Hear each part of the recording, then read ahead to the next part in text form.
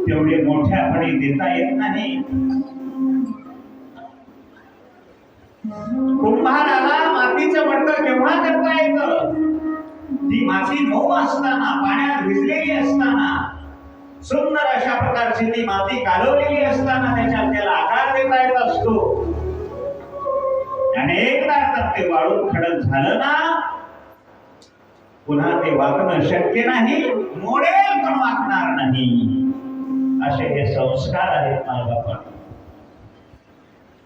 आणि म्हणून आपल्या लहान मुलावर संस्कार देण्याची आज मोठी गरज आहे. आणि ते संस्कार जर कुठं भेटत असतील तर ते आमच्या वारकरी संप्रदायाच्या कीर्तनामध्ये, कथेमध्ये एकमेव संस्काराचं व्यासपीठ असणार हे वारकरी संप्रदायाचं व्यासपीठ आहे बाबा. आणि म्हणून कशामुळे हे प्राप्त होतं?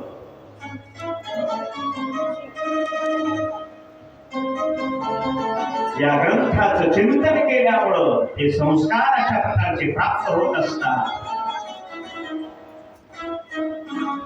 याच्याकरता हे श्रवण करावं लागेल. गीता भागवत करी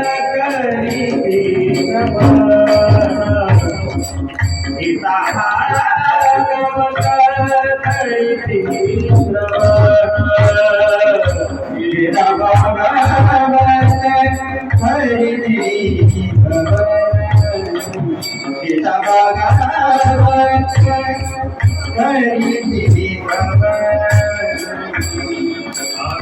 चिंतन अखंड चिंतन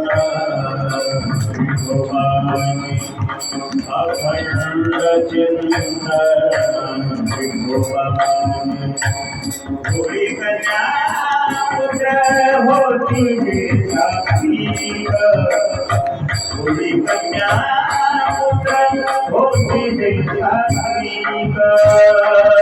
अखंड चिंतन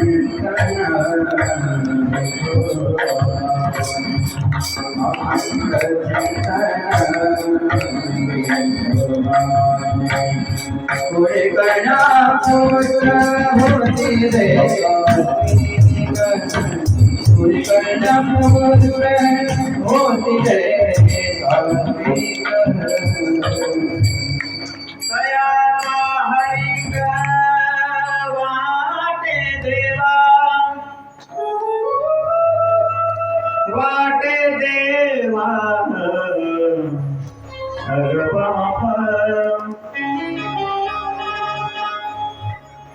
अशी संस्कार मूल्य असणारी ही ग्रंथ संपदा आमच्या संत महात्म्यांनी आम्हाला दिली.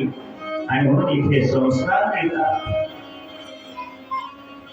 ही मुलं भगवंताला आवडतात. थोडी कन्या होती जे सात्विक, तयाचा हरीख वाटे देवा. कोणती मुलं आवडतात? आपल्या हिता जो असे जागता, आपल्या हिताच्या ठिकाणी जो जागा आहे. हित म्हणजे परमार्थ. लक्षात घ्या, हित हा अर्थाविषयी शब्द नाहीये. हित म्हणजे परमार्थ. धन्य माता पिता तयाची, गुणनिधी सगळं वाईट कार्य करायला लागलेलं. शिवमहापुराणातली कथा. आणि आई मुलाच्या चुकीवर पांघर घालायला लागलेली आहे. एक दिवस देवदत्त बाहेर फिरत असताना सहजच ज्या ठिकाणी जुगार चालू आहे त्या जुगारानं बोलवलं देवदत्ताला. देवदत्ता, तुम्ही महाराज आहात महाराज, आणि बघा ही आमटी कुणाची आहे. ऐकताय ना तुम्ही? देवदत्तांनी पाहिलं ही आमटी तर माझी आहे. तुझ्याकडे कशी आली रे? जुगाऱ्यापाशी विचारा घरी जाऊन कशी आली ते. देवदत्ताला वाईट वाटायला. एवढा सात्विक असणारा, परमार्थिक